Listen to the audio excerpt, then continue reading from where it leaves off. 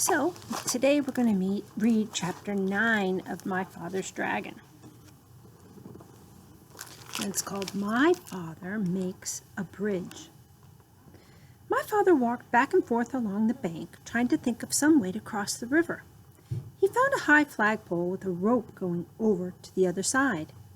The rope went through a loop at the top of the pole and then down the pole and around a large crank. A sign on the crank said, "To summon dragon, yank the crank. Report disorderly conduct to gorilla." From what the cat had told my father, he knew that the other end of the rope was tied around the dragon's neck. And he felt sorrier than ever for the poor dragon. If he were on this side, the gorilla would twist his wings until it hurt so much that he'd have to fly over to the other side. If he were on the other side, the gorilla would crank the rope until the dragon would either choke to death or fly back to this side. What a life for a baby dragon. My father knew that if he called to the dragon to come across the river, the gorilla would surely hear him. So he thought about climbing the pole and going over across the rope. The pole was very high, and even if he could get to the top without being seen, he'd have to go all the way across hand over hand. The river was very muddy, and all sorts of unfriendly things might live in it. But my father could think of no other way to get across. He was about to start up the pole when, despite all the noise the monkeys were making, he heard a loud splash behind him. He looked all around in the water, but it was dusk now and he couldn't see anything. "It's me, Crocodile," said a voice to the left. "The water's lovely, and I have such a craving for something sweet. Won't you come in for a swim?" A pale moon came out from behind the clouds, and my father could see where the voice was coming from. The crocodile's head was just peeping out of the water.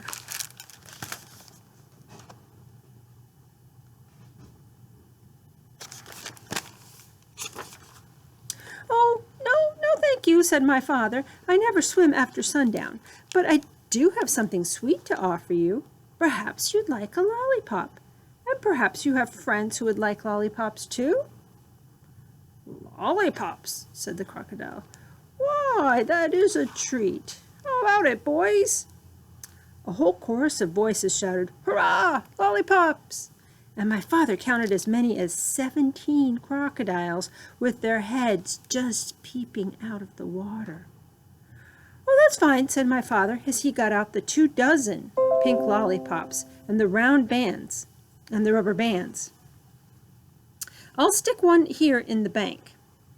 Lollipops last longer if you keep them out of the water, you know. Now, one of you can have this one." The crocodile who had first spoken up swam up and tasted it. "Oh, delicious, mighty delicious," he said. "Now, if you don't mind," said my father, "I'll just walk along your back and fasten another lollipop to the tip of your tail with a rubber band. You don't mind, do you?"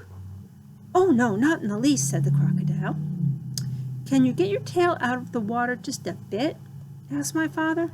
"Oh, yes, of course," said the crocodile, and he lifted up his tail. Then my father ran along his back and fastened another lollipop with a rubber band.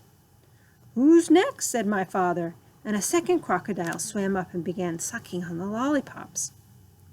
"Now, gentlemen, can save a lot of time if you just line up across the river," said my father, "and I'll be along and give you each a lollipop." So the crocodiles lined up right across the river with their tails in the air, waiting for my father to fasten on the rest of the lollipops. The tail of the 17th crocodile just reached the other bank. And that is the end of chapter 9.